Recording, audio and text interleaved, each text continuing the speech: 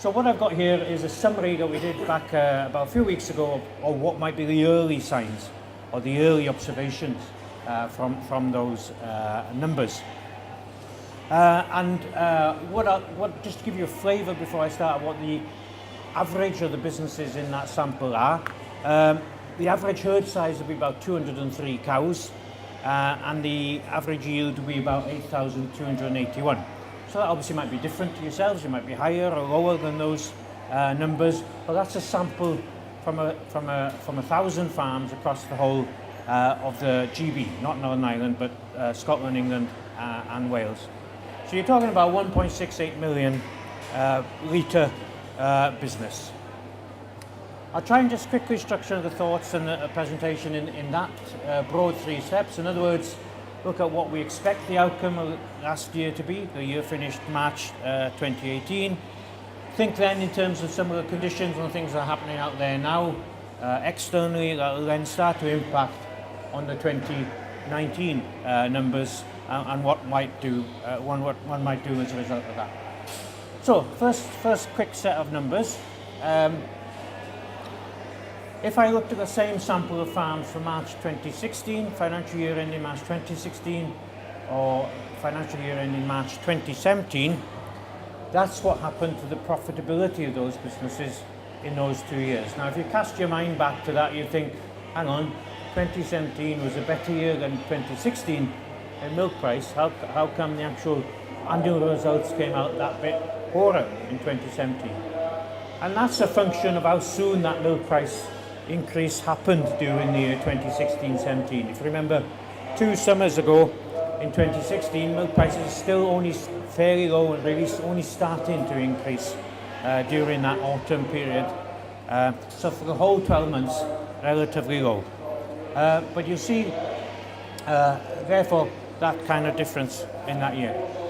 As a rider to that, what would be interesting in that March 2016 to March 2017 year, and Larry mentioned my banking background, was that in that first year, the average debt per cow was £2,752 per cow, for cows in that sample. In the second year, that had increased to £2,812 a cow. So increase in indebtedness, a function certainly of what's happening there. But that's history. The question really is more what's going to happen in this year that's just finished and the next year. So think of it in accounting terms and what might happen in March 2018 then. If I take as a guide the milk price received by the average of the farms in our milk-minded dairy costings sample, and again there'll be businesses in there, some that are on aligned contracts, some that are wholly non-aligned, selling to different products, different processors. There's a 4.98 pence a litre, or 5 pence a litre increase in the sample from March 2017 to March 2018. So in that same sample of businesses, 203 cows, just over 8,000 litres a cow, that should be an added income for that year of 83,000. Sorry, the pound's gone a bit misplaced in the presentation, but 84,000 pound. So that's going to be a positive in the sets of results 2018, or one would expect it to be certainly.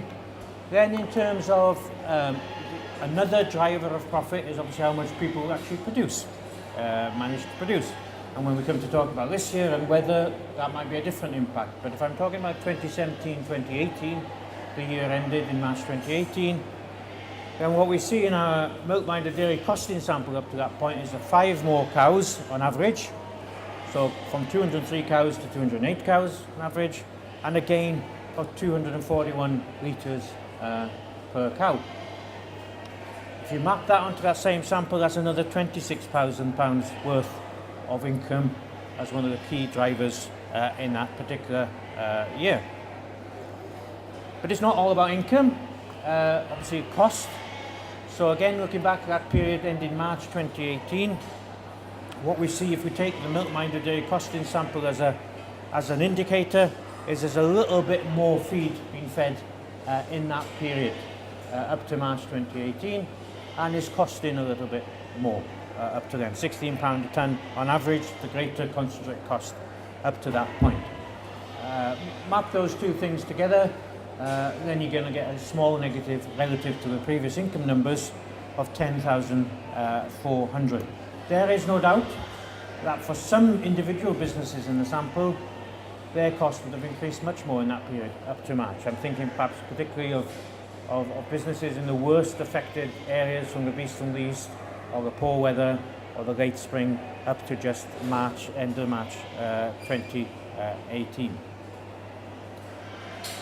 The other thing that would have impacted in that year would be on some of the other costs. So we know that at that point in March, our retail price index, RPI, was at 3.3%, so that would have affected most of the things that the farmers in the sample would have been buying. And if we map that impact onto the other variable costs, so in other words, things like vet, semen, office costs, and then overheads, in other words, fuel and so on, that's going to add another sum into 5 figures combined as added cost in this sample for this year. So you remember that I said that the profit in March 2017 was 43,000, and I posed the question as to what it might be therefore in March 2018, and all those numbers I've talked about earlier. Our early assessment would be to say, well, the likely impact of the profit being about 85,000 upturn, in other words, 85,000 more on top of that previous 43,000 from the March 2017 figures. So for the average in the sample, significant increase up to 125,000, which on the face of it is fantastic, absolutely excellent. You think, wow, we're in COVID here. But of course, profit is only half the answer, not even half the answer, when you think about all the other cash impacts that has to come out of those businesses. And if I take the previous year's example, so the average of the sample drew £35,768 in the year before in terms of living costs. They had loan repayments of £61,000 on average, and they spent on capital expenditure, reinvesting in the business, £71,000. In other words, a total of £168,000. So the £125,000 profit is insufficient to meet all those cash needs. There's still a cash deficit of about £40,000. So extremely challenging, even in a favourable year like the one ending March 2018. And that table just illustrates the trend, if you like. Significant increase. So what? It's only a number, but what's the implications? Because there must be some implications or something to be able to respond to or show for those outstanding upturning numbers.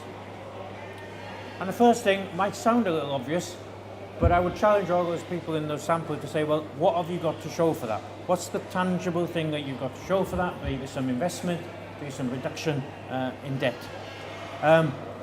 The other thing, obviously, is to understand that potential tax burden and how that might impact, therefore, the cash implication for this year that we're coming into. Thirdly, that debt burden, I mentioned the average debt of £2,812 per cow for farmers in the sample. How have they been able to shape that? Have they been able to eat into that at all in this year ending March 2018? And lastly, given what I said about the challenge, I still want to say a couple of things about comparing against the best. So first point, this point about having something to show for it. If you are one of those farmers in that sample, in that year ending March 2018, is there something that's been invested in that's genuinely improved efficiency? In other words, that's safeguarded future profits as opposed to just spent last year's profit.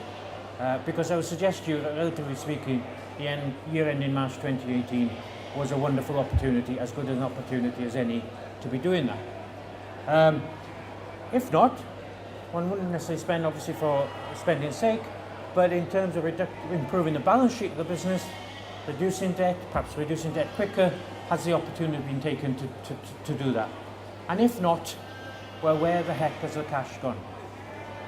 Because fundamentally a profit of 125,000 relative to 40 and 50,000 the years before, where's that extra gone?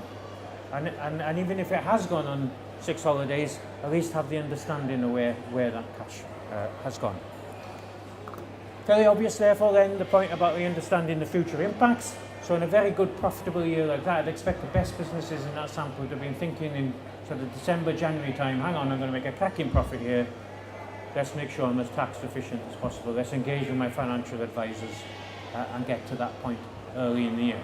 So we'll think about that for this year now when we come to the 2019 numbers. I talked about the debt burden being significant. So for the farmers in the sample, how in that year, March 2017, they went from £2,752 a cow to £2,812 a cow. So typically, if you said to those businesses, repay that over 15 years, 3% interest, that's 2.5 pence a litre cost extra they've got if they didn't, compared to if they didn't have that debt. Huge range. As there is almost in every other number within the sample, there's a huge range. And there's a huge range in this number as well. So there are a number of businesses in there who have a debt burden of over £5,000 per cow, which equates to effectively 5 pence a litre. In other words, for each extra £1,000 per cow borrowed, that's 1 pence a litre effectively off the milk price. So understanding that debt burden, understanding that impact for the whole period of that debt, you know, 15-year debt, that penny a litre is there for 15 years, is a pretty key thing I would suggest to do. And lastly, in terms of so what from the profit of last year, is to keep comparing against the peers, against the best. Many different ways of doing that. Obviously Farming Connect have their own measure to manage scheme. That's a good way of doing it. There are other ways to doing it. It doesn't matter what number you compare. I think it's always good to compare just to get a sense of how one might then unlock some improvements. And a significant thing in this sample for 2017 was that the operating profit per cow was 885 compared to 437. In other words, £90,000 more profit for the top 25% by operating profit compared to the average. Not driven by herd size, so the better profit ones had a lower herd size on average, and not driven by yield either, and not driven by milk price. Yes, it accounted for 19% of that 90,000, but only 19%.